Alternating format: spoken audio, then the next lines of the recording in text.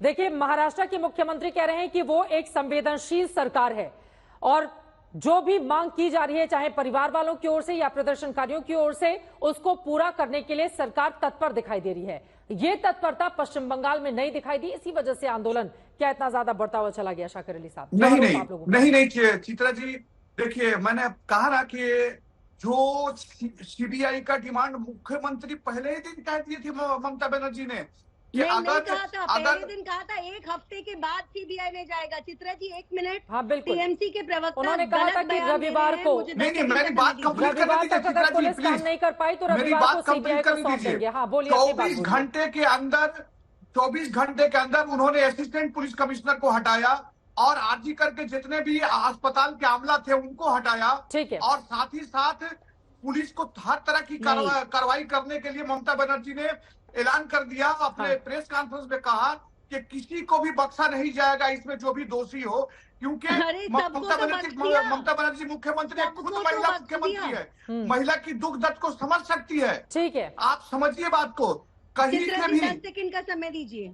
10 second बोल लीजिए। आनंद दुबे जी, उसके बाद में आ रही हूँ। आशुतोष जी आपकी भी बात 10 सेकंड में। चारू प्रज्ञा जी, मैं माफी चाहती हूँ, टीएमसी के प्रवक्ता गलत बयान दे रहे हैं। जिस एसीपी का ये नाम ले रहे हैं, उस एसीपी ने इस हादसे को आत्महत्या कह दिया था और ममता दीदी ने सोचा पैसे दे आएंगी परिवार वालों को, यहीं पे मामला रफा दफा हो जाएगा।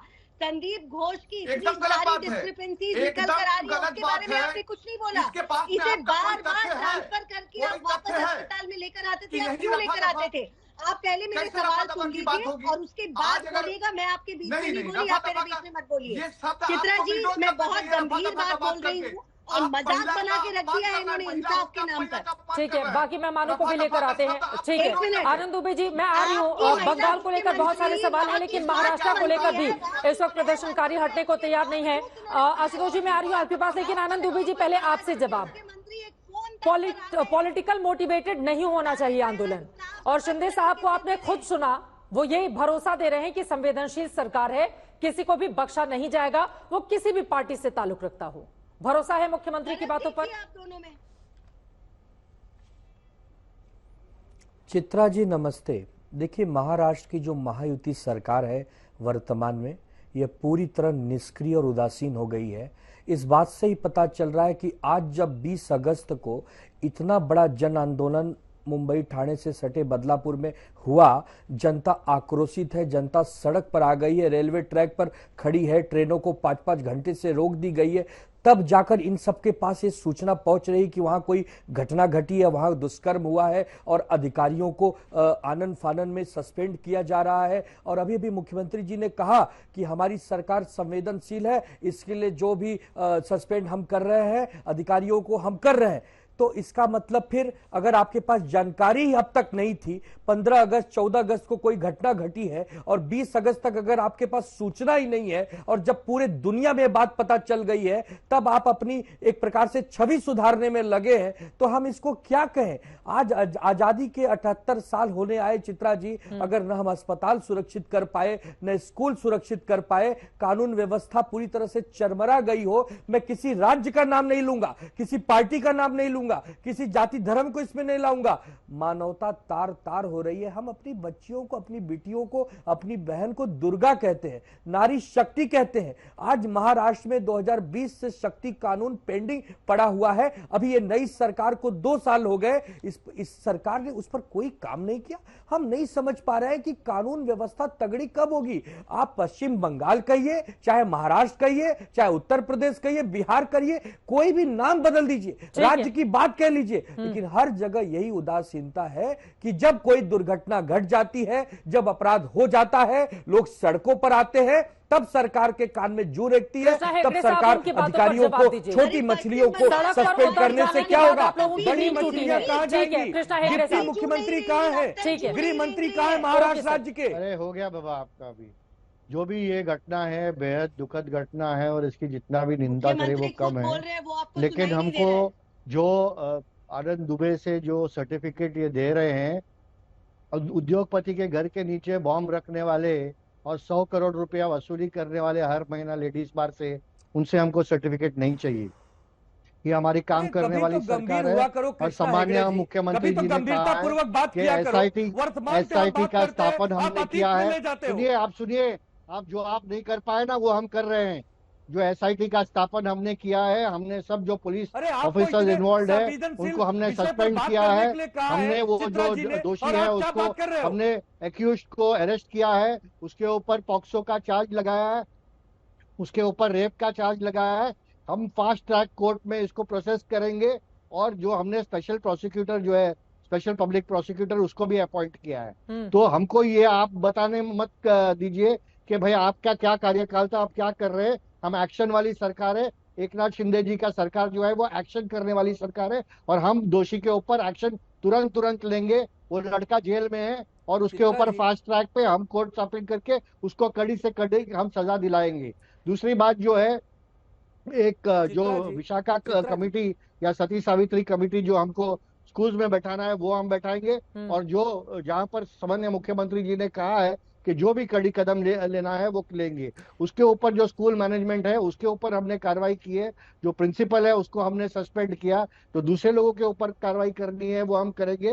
लेकिन हमारी अपील वहाँ की लोकल जनता से है क्योंकि लाखों लोग अभी सफर कर रहे हैं ट्रेन से, तो ट्रैक्स आप खाली कर देवे तो मुंबई का और जो थाने का जो ट्रेन का जो ड्यूरेशन है और जर्नी है वो। लेकिन बड़ा सवाल खड़ा होता है पुलिस वालों के रवैये को लेकर। और स्कूल में आपके सीसीटीवी कैमरे काम नहीं कर रहे हैं। पुलिस वालों का रवैया ये है, पेरेंट्स जाते हैं वहां पर शिकायत करने के लिए, 3 घंटे तक सब लोग बिल्कुल कान में तेल डालकर बैठे रहते हैं। ठीक है सर, उसके ऊपर हमने कार्रवाई ठीक है। लेकिन बच्चियों की जिस तरह 3-3 साल की मासूम बच्चियां हैं, उनको तो बोलने में भी तकलीफ होती होगी। उनको क्या समझ है हम किस तरह के समाज का निर्माण कर रहे हैं। और वहां पर स्कूल वालों का अगर लापरवाही भरा रवैया सामने आएगा। हमारे साथ बहुत सारे मेहमान हैं। आशुतोष जी, मैं सीधे आपके पास आते हुए, जब निर्भया का मामला सामने आया था, दिल्ली के साथ देश भर में एक उबाल देखा गया था और सुप्रीम कोर्ट की टिप्पणी थी निर्भया के सदमे की सुनामी। और उसके बाद हमने देखा किस तरह से कानून व्यवस्था में एक व्यापक तब्दीली आई। उम्मीद की जा रही थी कि इसका व्यापक असर भी होगा, लेकिन तब से लेकर आज तक ऐसा लगता है इस देश का कोई भी कोना हो, कुछ नहीं बदला। देखिए चित्रा जी, निर्भया कांड के बाद ही तो बाबा राम रहीम का कांड सामने आया था। जब हम आप इस मसले पर उद्वेलित हैं, क्रोधित हैं, आक्रोशित हैं कि महाराष्ट्र में क्या हुआ और बंगाल में क्या हुआ। बाबा राम रहीम जो बच्चियों का बलात्कारी है, जिसको अदालत ने सजा दी है, वो पैरोल पे बाहर। यह है भारत के सरकारों की संवेदनशीलता। क्योंकि बाबा राम रहीम को पैरोल पे भेजने पर वोट मिलते हैं। अगर लड़कियों के प्रति, महिलाओं के प्रति, नारी शक्ति के प्रति अगर जरा सी भी संवेदनशीलता होती, इस आदमी को तो आजीवन पैरोल पर बाहर नहीं आना चाहिए, लेकिन ये बाहर है। अब देखिए महाराष्ट्र की घटना में और बंगाल की घटना में कितनी साम्यता है। बदलापुर में जो कांड हुआ, अगर 20 तारीख को लोग सड़कों पर उतरे हुए हैं, ट्रेन रोक रहे हैं, क्यों? अगर कार्रवाई उसी वक्त हो गई होती, अगर उसी वक्त लोगों को न्याय मिल गया होता, तो इन लोगों को सड़क पर आने की जरूरत क्यों पड़ी 5 दिन बाद? बिल्कुल इसलिए क्योंकि प्रशासन जो है वो सोया रहता है। और क्या करते हैं, जब जनता सड़कों पर आ जाती है, तो चाहे भारतीय जनता पार्टी हो, चाहे तृणमूल कांग्रेस हो, चाहे कांग्रेस हो, चाहे शिवसेना हो, इनकी नींदें खुलती, क्योंकि अब इनको वोट का डर लगने लगता है। इनको बच्चियों के प्रति किसी तरीके की कोई सहानुभूति नहीं होती। सवाल क्या है? सवाल इस बात को लेकर यह है कि ऐसे मामलों में मामूली इंस्पेक्टर को सस्पेंड करने से क्या होगा? क्या जब तक कमिश्नर की जिम्मेदारी नहीं तय होगी, जब तक उस राज्य के गृह मंत्री की जिम्मेदारी तय नहीं होगी, क्योंकि उस व्यवस्था में वहां व्यवस्था की जब buck stops at that table. अगर गृह मंत्री किसी दिन उनको सैक कर दिया जाए, अगर कमिश्नर को सैक कर दिया जाए, तब पूरा प्रशासन ऊपर से नीचे तक हिलेगा। बंगाल के अंदर होम मिनिस्टर कौन है? ममता बनर्जी। महाराष्ट्र के अंदर होम मिनिस्टर कौन है? देवेंद्र फडणवीस। इनकी कोई जिम्मेदारी नहीं है। इनकी जिम्मेदारी, हाँ मैं फास्ट ट्रैक कर दिया हुआ, मैं पब्लिक प्रोसिक्यूटर दे दूंगा, मैं सारा सब कुछ कर दूंगा। पहले आपने सिस्टम क्यों नहीं ठीक पर? आप वहां किस लिए बैठे हुए? हवाई करने के लिए, मलाई खाने के लिए, मंत्री बनने के लिए?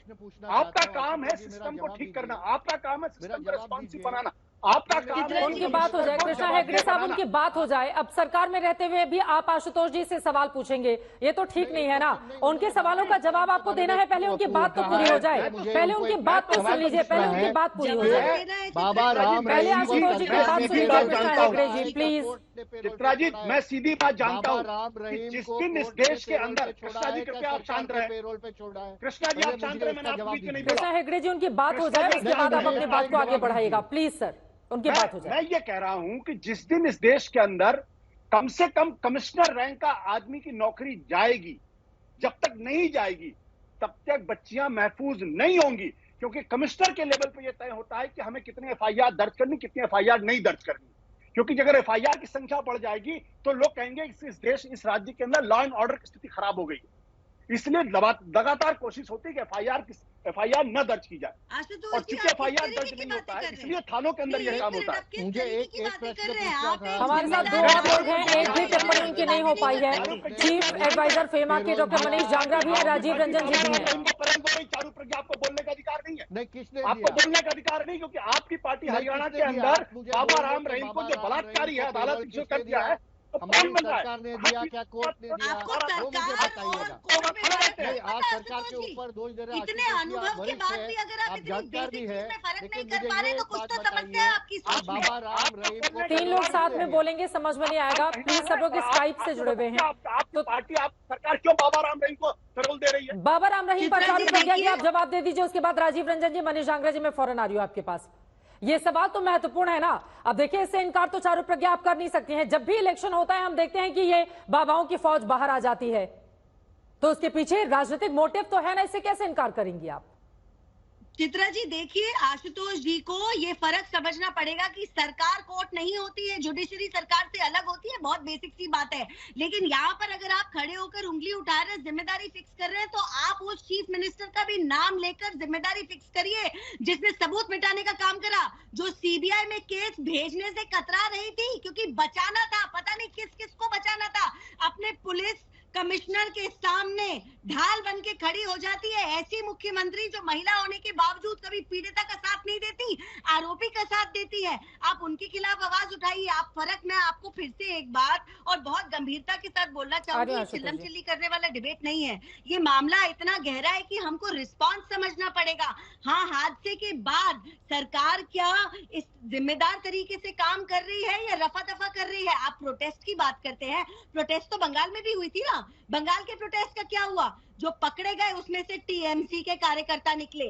टीएमसी के नेताओं ने, मंत्रियों ने ये कहा, गुआ ने ये कहा, उंगली उठेगी हमारी सरकार के ऊपर तो हाथ काट के फेंक देंगे। ठीक है आशुतोष जी, नहीं, मैं तो चारू से सिर्फ, ठीक है चारू जी, अब उनका जवाब ले लेती हूँ हूँ। प्लीज।